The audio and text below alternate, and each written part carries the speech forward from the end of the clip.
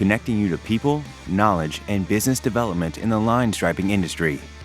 This is Stripe It Like It's Hot. Brought to you by Blacktop Banter with your host, Cam Roberts. What's happening, Pod Squad? Welcome into another episode of Stripe It Like It's Hot. This is our third in person? Third? Yeah, in the flesh, Craig Macdonald of Shine Property. What's up, baby? What's up? How's it going? I'm good. Are you nervous? There's a lot of lights in here. There's a lot of lights in here. Yeah, there's a lot of lights. Matt loves his lights. Yeah.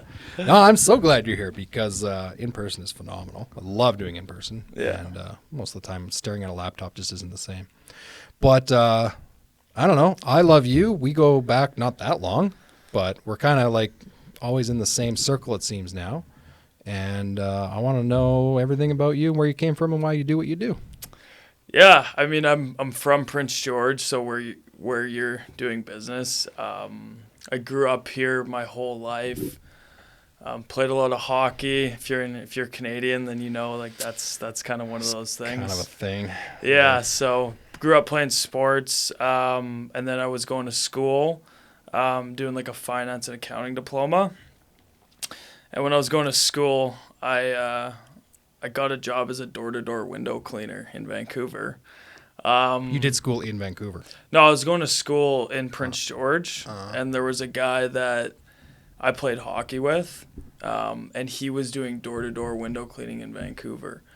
And he told you to come? Yeah, so what he would do, I mean, I could run you through that. So what he would do is he would fly guys out to Vancouver.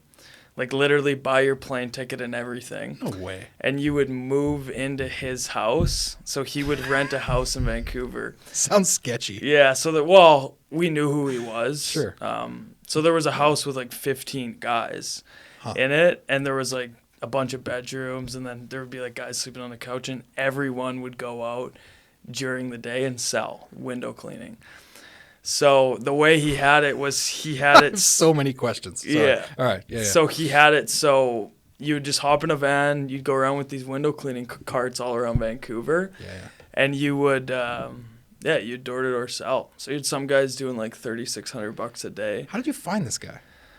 He played on the Spruce Kings. Okay. Yeah. Gotcha. So now he's big into Instagram and stuff like that.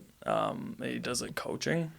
Gotcha. But at the time, yeah, he was just running that. So I did that for a little bit, and then that brought me around like BC, like knocking on doors, doing window cleaning, and then I eventually left him and started my own thing. Man, when did you leave him? How old were you when you left? When I left, what he was doing, it was March 2019. So I was like right in the middle of COVID. Gotcha. So, yeah. Holy cow. Is this company still around? Are you allowed to say the name? I want to look it up. He still does it, but he doesn't have like an actual company on Google. Like he'll just show up at your door and he'll just like sell the jobs. Oh, interesting. Yeah, so. Or one of the 15 dudes living in the house will show up. Yeah, he kind of got away from that because what he would do is he would take 60%, then you get 40, but you have to clean the job. Okay. So people realized that, and then they just all went and did it on their own. Totally. Yeah, because he was like, he wasn't really providing much, right? He was literally giving you a shirt and a place to stay. Yeah. So a lot of people branched off and did it themselves, but he still has like cleaners that follow him. So he'll sell the jobs and then they'll clean it. Wow. What was the biggest thing you learned from walking around Vancouver, door to door knocking? Obviously, you learned something from it because this is what you do. Well, this is not what you do day to day now, but the company is the same. Yeah. What did you learn from this? I think the biggest thing that I learned was that like I didn't have to work hourly. Like just summed up in like a sentence. It was like I was going to jobs. Like I remember door to door knocking by myself, and we were doing like $800 to $1,200 a day. And we were only working like 8 hours. So we were getting paid like $100 an hour. Yeah. But the caveat to this was that if you didn't sell a job, then you didn't have any money, right? So Bingo. You're kind of selling jobs. And then that's when I learned was like, I don't have to work hourly, but if you don't get the work, then you don't get paid. So that was kind of like that time where I was like, wow, I could just like not work for anyone and then like make a good living. Yeah. And then that switched into like working for myself. and then now that switched into like building a business, which it's like those are 3 different things. Working for yourself and then trying to build a business is way different as well. So that was kind of our first conversation Yeah. at the coffee shop. And I was like, oh, a window guy. I can't remember the reason why we ever, met you there, but I learned very quickly that, yeah, you're interested in the business side. You want to grow this thing. That's super cool. Are you a sales guy by nature? I was actually talking to our production manager about this. I don't think I am. I don't think I'm a sales guy by nature. I think I can sell. Sure. I think I'm a good leader by nature. I think the sales, I'm good at selling and I like selling. Yeah. But I don't know if I have that in me to like really like hammer down and close the sale. And like I don't know if I'm a closer, you could say. Oh, I hate the term closer. It's like when whiskey drinkers call a whiskey smooth. Yeah. I hate the term closer. Yeah. No, I'm curious because I think there's two things I haven't done in my life. I'm not gonna say I regret, but I feel like they probably would have made me better at what I do, which is retail sales. I never did retail sales. I think you'd learn a lot from retail. But then what you did, door to door. I never had to go door to door selling, and I wonder if like would I be a better sales guy? Because like this podcast is about striping mostly, right? We don't actually talk about striping as much as we should. Sometimes we do, but a lot of guys that start striping businesses, they don't go door to door, and they're so like, oh, how do I get work? And then sometimes the answer is literally go pound the pavement, man, and just go find people. But you did that. Has that contributed to the success of Shine Now? Yeah, I think of course. I think I think door-to-door selling, it just falls back to what I said is like if you don't sell it, then you're not going to make any money. So it's like you'll go a couple days where like say if you go like 4 hours without a sale, man, like you'll start saying stuff that you didn't even think was there. Totally. Just to get the sale. So that's where it teaches you is like if you're in a bind, then when you notice that bind, you start making stuff up. You're like, wow. And then you close like 4 in a row and you don't even know what you said. So you get kind of this like seller's high. Yeah, you can sell your way out of problems sometimes. Yeah. 100%. And I can always fall back on the door to door too. Like I know that if I went out today and like leads weren't coming in from Facebook or leads weren't coming in from Google, because we don't do door to door anymore. But I know that if like my back was against the fence, that I could go out and sell door to door, right? Which is nice. Start cranking things out quickly. Exactly. Yeah. So, dude, I respect you tremendously. You're young. You're a motivated dude. Am I allowed to ask how old you are? Well, now you have to answer it because I asked it. How old are you? Yeah, I'm 24. Yeah, it's like you're motivated, dude. Man, I was not doing what you're doing at 24. I was like, both of you guys, man, you're a motivated dude too. Like, I don't know what I was doing. I was just working in the mall, I think, doing maintenance. So what's interesting about what you said though is like now you said I'm not really a sales guy. I thought you would have said you were. You said I'm not really a sales guy. I'm like a leadership guy. Tell me about that. Like, how big is the company now? How many people are you leading right now? Yeah, I would say we have, like last year we had about 8 people. And then this year we'll move up to like, I'm hoping 10 to 12. Like we got to see how the jobs come in and stuff like that, how everything lines up. But I like building a team. Like I do like when I have a team and I can see it like build. Like it's probably because of the sports stuff, right? And me being a part of a team my whole life. Yeah. But I love just building a team and like seeing that work and then like building systems around it and like delegating things to other people and see them like thrive in what you've built. Yeah. I think is like super cool. Don't get me wrong, I think I'm good at, like I can sell. Yeah. You know what I mean? But I don't know if it's my best quality in a sense. Yeah. Totally. Yeah. I'm not reading, listening to this book. Literally just started it last night. Did we talk about this, the free Hormozy book? Did I talk to you about the free Alex Hormozy book? The $100 million leads? No, not his book. No, oh. He recommended one. This is like 2 weeks ago. And he's like, hey, you should go listen to this book. And I went on Audible and it was free that week. So I went bananas. I told a bunch of people. Forgive me if I can't remember if I told you or not. But it's this book called The Motive. I can't believe it's free because I've read The Motive. You've read The Motive? Yeah, bro. Yeah. Okay, so you know what it's about. It's so super good. Yeah. It's so good. Yeah. Yeah, hypothetical story, right? Like not a real, but what do they call it? Reenactment or You know what I'm trying to say. Yeah. Not a real story, but it's a story about a CEO of a larger security company who has like grown this team and like clearly does not want to be in that role of a CEO. And there's one point in that book where they talk about the actual acronym CEO. It's Chief Executive Officer. But in the book, they describe it as Chief Executing Officer. And it's like a subtle thing. It's just, there's not much talked about it in the book, but I was listening to it last night. I was outside on a run. I was like, oh, this is good. Like, this is really good.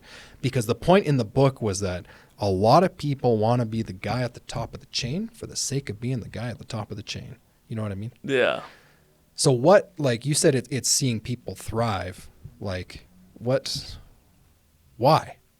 I want to get to the root of it, man. I want to crack you open today. Like, okay, before you answer, I'm going to tell you what I'm thinking, okay? You tell me if I'm way off base. Something I've said in my company before is if the company was a lot smaller than what it is now, me, Cam Roberts, would be taking home more money, like personally. I could pay myself more money had we kept the company smaller. But because we grew the company, there's a lot more expenses, a lot more overhead, a lot more, shop and vehicles, and these expenses pile up. So I don't actually take that much money from the company because we're in growth mode. So if it was all about the money for me, I would have kept the company small. But for me, that's not, I'm interested in something else. What is it with you specifically? Is there like, do you want to see specific people grow to new levels? Like, tell me.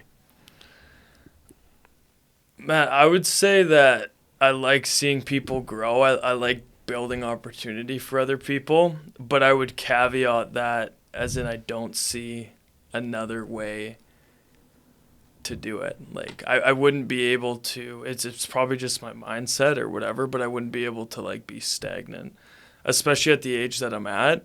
Yeah. So like if you were to say like you have to stop growing to make more money, it wouldn't excite me.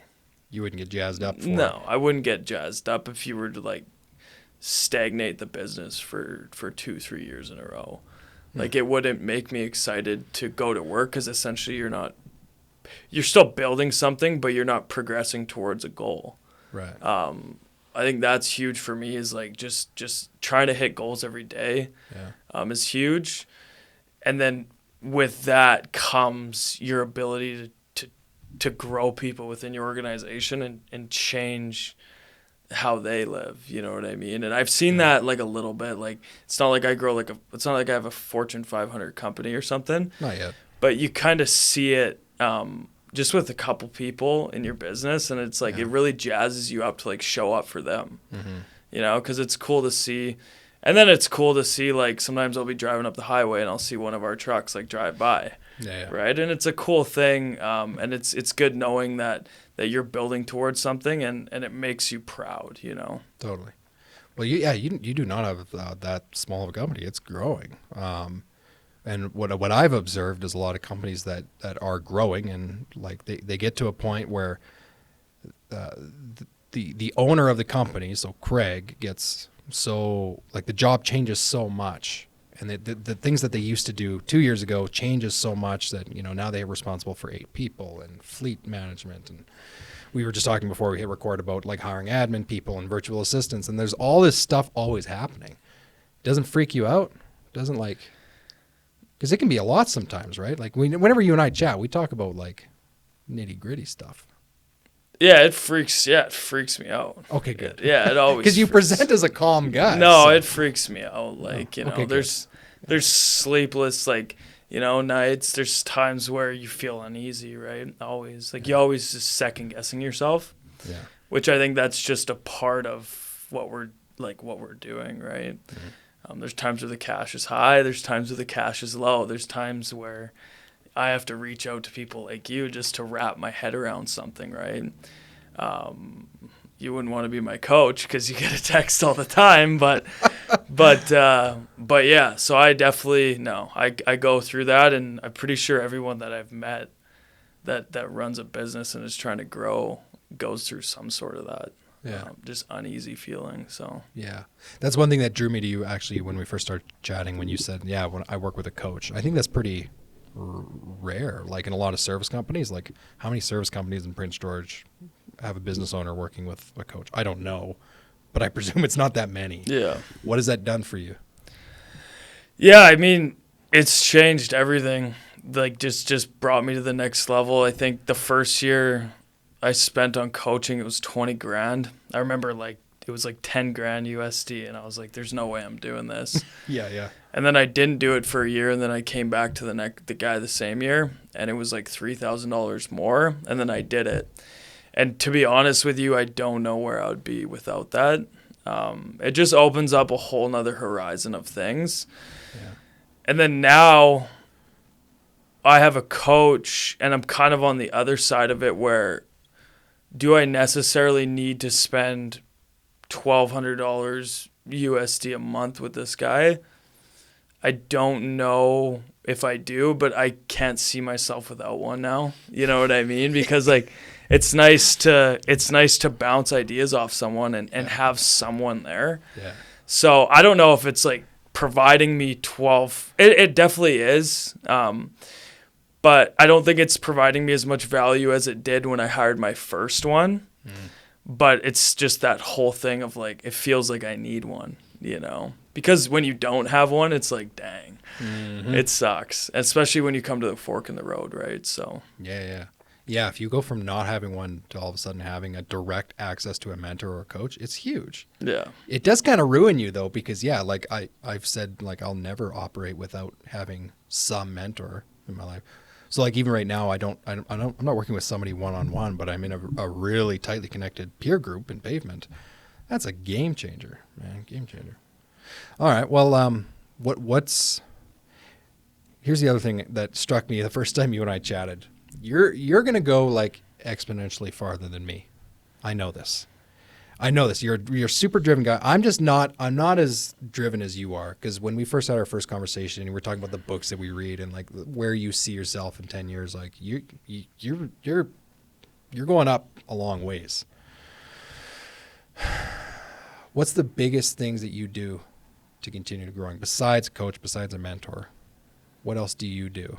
Because a lot of guys have like, that size business that you do, and they just struggle mightily, man. Like, what's your secret sauce?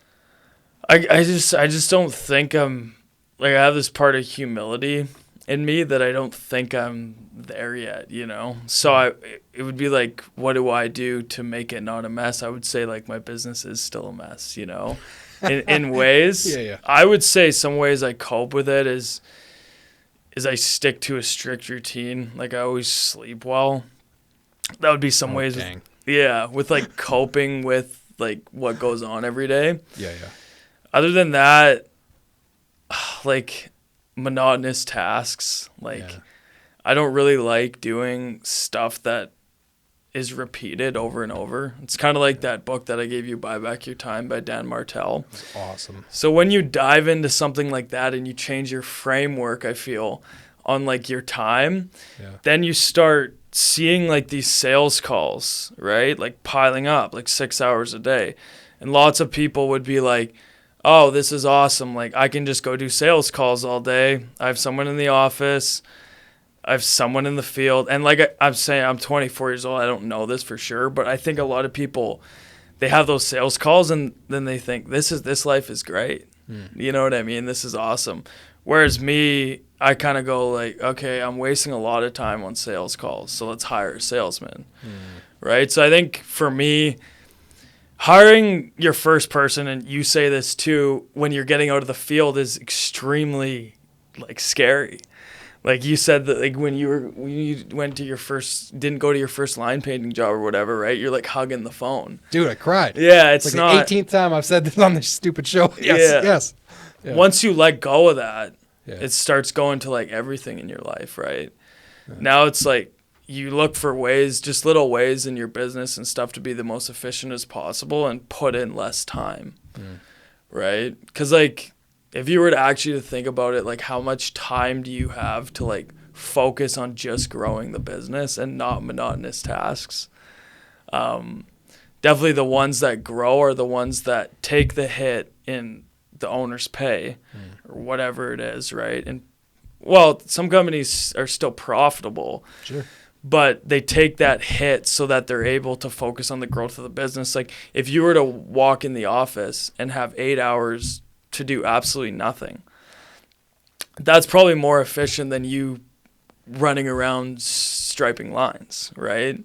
And I think that's probably the biggest mindset shift that I had is like, you know, as soon as there's a monotonous task now, I just look at it and I'm like, hey, how do I just hire it out? You know, and I have a good buddy who does the exact same thing from Ontario. And it's like that framework and that mindset helps because you're constantly getting stuff off your plate so you can just keep moving forward. Totally. Yeah. Totally. All right. So to kind of piggyback off that, my company paints stuff on flat surfaces. Your company washes stuff on vertical surfaces. But I feel like there's enough, even though you work mostly in houses, we're mostly in parking lots. There's probably a lot of synergy into the problems or similar problems we've had. When you started getting out of the field, and you have a production manager now, was there drops in quality in the work that you've done? Like, you know where I'm going with this? Like, as soon as you delegate stuff out, you will never get it, or very rarely will you find somebody to do something that Craig used to do or Cam used to do as good as they did it. Simply for the fact that not even that we're that good at it, we just cared a lot. Because it's our company. But when you hire that out, sometimes it's not as good. Have you had that problem? Yeah, of course. 100%, right? And how do you handle it? I feel like you become, I use this all the time, you become numb to it, right? You just become numb to it because you know if you take it too seriously and you don't look at it as a learning curve, then it can stunt your growth, right? So it's like, yeah, we've had issues. Like there's no way you walk off the truck and you walk out of the office and like everything is done the way Craig is, right? Because I can always go hop back in and then everything will be fine. But you hopping back in, you're not solving the long-term problem, right? So yeah, we do have issues, but you just have to look at the issues in a different framework, right? It's when something goes bad, is it actually bad? Or is it a good thing because like it went bad under your watch and now you can fix it with other ways than you just running out and like going to fix it. You know what I mean? Yeah. So it's just a learning curve and it takes a while. Yeah, it took me a while to learn that, you know? Yeah. Yeah. Mistakes are opportunities. Always opportunities, yeah. Yeah, exactly. Man. Well, what's up, Pod Squad? This episode of the show is brought to you by our friends at Mighty Line Floor Tape. So, true story, our company started using Mighty Line. We found the product like half a year ago, 2023, we found it, and we started using it, and I was blown away. The product is incredible. And so many of us in the striping industry want to do interior striping, but we also know that interior striping on concrete usually does not work out very well. This is a fantastic solution. If you have customers that want safe walk line or customized decals, check out their website on Mighty Line. It's incredible. They have an awesome portfolio of stuff. And if you've never tried the product before, head to the website, let them know that you got the info from the podcast, and they will actually send you a free sample box. Check it out, Mighty Line Floor Tape. We are so grateful for them to be sponsoring the podcast. Let's say right now, because again, like, you know, your window washing, people listening to this are mostly pavement, but the ultimate goal is the same. We're in service-based businesses. You said something interesting earlier, like, you know, 6 hours of sales calls might jazz up some people, but not for you. And honestly, this has been a shift for me. It used to jazz me up, like probably even last year. I've been like, yeah, let's do sales. I love sales, man. But now it doesn't fire me up in the same way. So if you were to walk in to the shop today and you had 8 hours and nothing in front of you, what would Craig be working on specifically? I think that's the question that you need to find out, right? Like that's the thing is you have to have that blank space so that you can work on whatever you would be working on. For me, it would probably just be just the things in the business that, I mean, we're looking at different services, right? The other thing too is like, I feel like in a business like mine where you constantly need to get jobs, like we're always selling. It's not like we're recurring revenue or like higher ticket work. So if we want to hit our goal this year, we have to do 1,000 jobs. The reality is acquiring 1,000 jobs takes a lot of marketing. So I think marketing would always be a spot.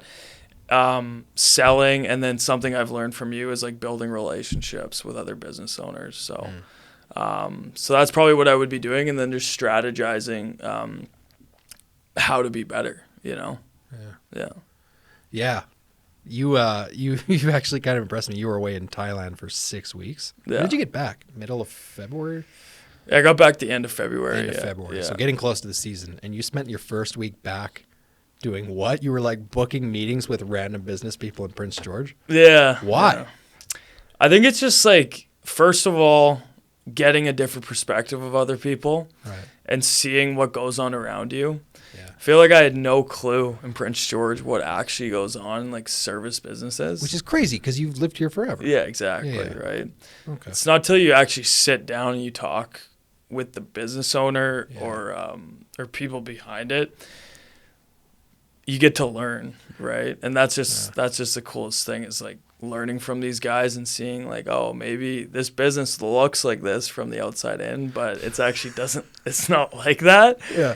And then vice versa, I went and sat down with a guy, and he was part of a $60 million HVAC company that I drive by every single day. Yeah. And it's like you just had no clue that they're doing that much revenue in there, Right. and you're scared to shoot for 7 figures. Like it's like no, like this is happening around you, so the goals are there. It's just you're the bottleneck in your business. So that's something that I've learned from meeting people. There's a lot there you just said. Yeah. Yeah. What do you mean that you're the bottleneck in the business? What do you mean? Well, I feel like it's just like, you just have like, as an entrepreneur, you get so many like, you question yourself all the time, right? Hourly. Yeah, it's like you always question yourself. You're like, is this the right move? Is this good? Is this bad? Is this like, and calling your parents and like, is this? Is this like, am I doing like, should I be doing this? Should I be doing that? I think those decisions are like, those are big decisions, and those could be a bottleneck for you is you're the bottleneck as in you're the decision maker, right? So you choose where the company goes. You choose whether you go on the truck again, right? Like you choose whether the production manager, he goes out to a job and he forgets something. You choose whether you get mad at him, he hates you, or you choose whether it's a learning curve, right? So ultimately, one thing I've learned is like, and it does suck saying this, but without Craig, the business is, for mine anyways, at this point, it's still heavily reliant on me. Right. So it's the thought process of the business is largely based on what I'm thinking. Gotcha. You know what I mean? So, yeah. Which is both good and bad, right? Of course. Yeah. I mean, it's like we have newer companies, right? Like, so we're going to influence the way it goes, and I mean it when I say you're going to go farther than me. I know you are. Like where you want to go, you're going to have to always have that influence in there. But at the same time, I think about that a lot too. Like, how fast can we delete Cam from that process, or from that department, or from that? That's a lot of work. Yeah, because you guys are growing fast too. Like, I know. You guys are. What you're doing surprises me because you guys are growing really fast, and you're hiring really key management to take you out of that, which I admire. Like, it's cool. That's probably been pretty stressful for you, I'm guessing. Like, I mean, are you interviewing me? Yeah. No, it's. I mean, I don't know. It's always uncomfortable. Yeah. I say this a lot at work. Matt, you've heard me say this, right? Always uncomfortable, man. Just always uncomfortable. But I'm so used to being uncomfortable that I'm not comfortable with it. You know what I mean? Things change fast. Like the way we did things 3 months ago has changed drastically because we have a new operations manager. Yeah. And I'm okay with that. But at the same time, every single day I look at it and I think, like this is changing fast. But I agree with you about the bottleneck part. Like, if you cling too much to the comfort or the way that we did do it, you will bottleneck the whole company. Yeah. And if you bottleneck the whole company, that means that funnels down, and now you bottleneck individual people from being able to reach their potential. So, we can really mess things up. Yeah, exactly. All right. I know you're a huge book reader. I'm going to ask you some quicker questions now. You're a huge book reader. Give me 2 or 3. What are the needle movers, the big things that you've read that have made? You talk a lot about framework and mental shifting. Like, what are the books that have shifted your mental framework the most? The Compound Effect by Darren Hardy. Like that just, I don't even know what that is. yeah, that totally switched. Like it's essentially a book. It's, if you go to the gym, if you show up to work 10 days for an hour, it's probably going to be better than just going one day for 10 hours, you know? So just like compounding everything on top of each other. And you probably see that with your business too, is it's like, once it starts going, then it's like a snowball down a hill, right? Like, yeah. So that compound effect by Darren Hardy, just like doing the same things every single day, and just you'll start seeing it compound. You know, that's my favorite book by far. The other is Atomic Habits by James Clear, really good. Nice. Yep. And then the third one, I'd probably say. One that I listen to all the time is Elevate by Tommy Mello. Really? Yeah. No way. It's called Build a Business That Everyone Wins. Okay. He's like a $200 million garage door guy. Yeah. Yeah. And I listen to that. I've probably listened to his book like 8 or 9 times. Just because, like, you know, sometimes I just need something to listen to, you know, when I'm driving. Yeah. So I'll listen to that a bunch. It's just about build your business. He just talks about building your business where your employees can win too. Right. You know, and a lot of businesses that don't do that don't usually see their employees like wanting to work there. So Totally. yeah. Boom. All right, people listening, go check those out. I haven't read 2 of those, so Yeah. I'll be checking those out. All right. Where are you going to be in 5 years? I have no clue, to be honest with you. That's one thing that I'm not good at, is like building goals for the future. I think I'm just so focused on this next year. After that, I'm not 100% sure what I'm going to be doing. In the next 5 years, obviously, I'm hoping in the next year that I have a business that doesn't really rely on me in the day-to-day. So I can choose what I do with my time, whether that's put it back in the business or do something else. That's been a goal of mine for a long time. And then obviously a big goal of mine is to hit 7 figures.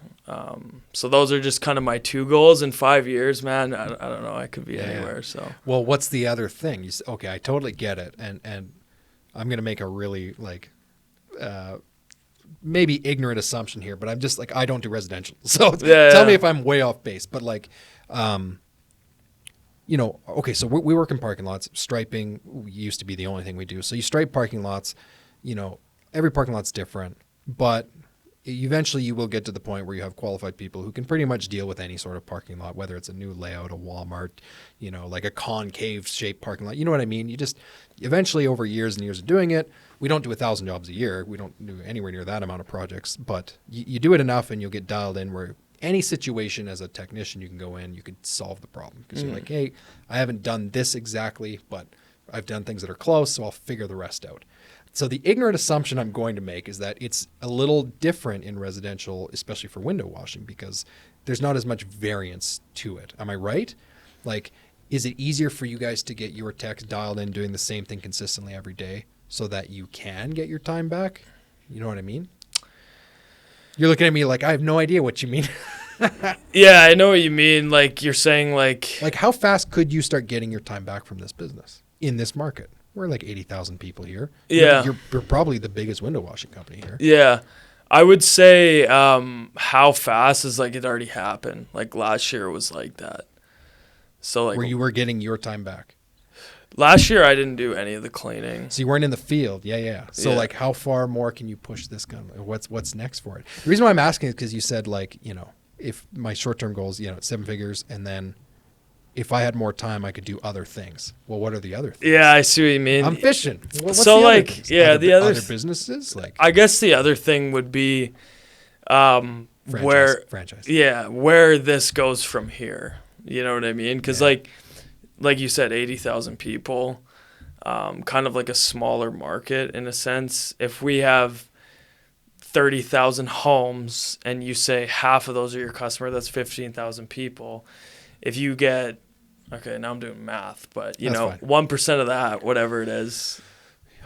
Sure. Yeah, I'm not going to do math either. I was close and I was like, nah, I'm not going to do it. Anyways, I've done the calculations, but at the end of the day, your market size does matter, I think. Right.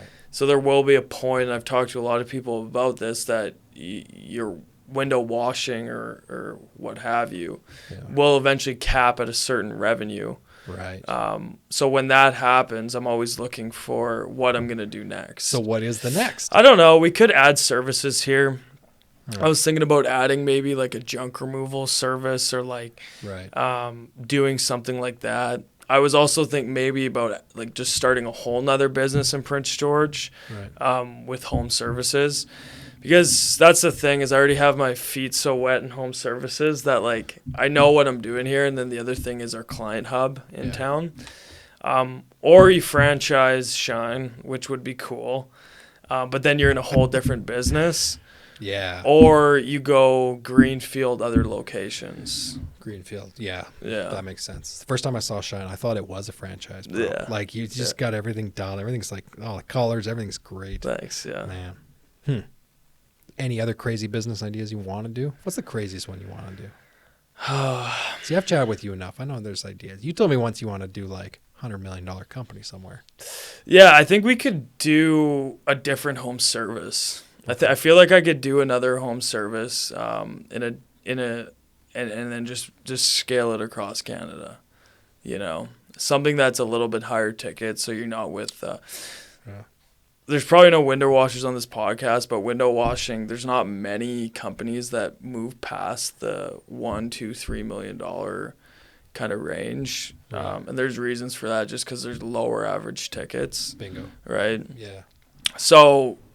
Yeah, there's only so many houses. Yeah. If I want to stay in something to do with home services, it'll be something with higher average tickets. I obviously have a couple ideas, like if we were ever to get into like exteriors. Or like installing siding or garage doors or anything like that, and just grow it so that it can be scaled easily. Totally. You know? Yeah. Well, you got a huge customer list in this market, so yeah, I totally get it. Yeah. All right. Well, that's exciting, man. I'm psyched to see where you go. Yeah, that's gonna be awesome. You. Okay. I'm going to wrap it up. Last question. Best advice you've ever been given? Oh, man. And I didn't say business advice either. I just mean best advice, the thing that's moved the needle the most for you. Best advice I've ever been given. Oh. You know, it's probably from my dad, and it's don't get too high, don't get too low, just stay in the middle. I think a lot of times when you're going through life and business, you can ride these emotional trains. And I think that it really doesn't serve you any justice. Closing a $30,000 job, like you're up here, and then if someone calls in sick on the morning of the $30,000 job, you're like down here. Whereas like if you just stay numb to it all and just like keep working on yourself and just not get too high or don't get too low, just kind of stay in the middle. Yeah. That's something that's helped me a lot. So, dude, awesome. Yeah. Well, what do you think? First podcast, you survived the lights. Yeah. Wait, is this your first podcast? It's my first podcast in person. Yeah. I've done first real one. Yeah, first real one. Yeah. Dude, well, thanks for coming on. Yeah. Thanks for having me. I have no doubt people are going to hear some of the things you said and learn something or take something from it. So cool. Rock on, brother. Thanks for coming on. Right on. Thanks, Cam.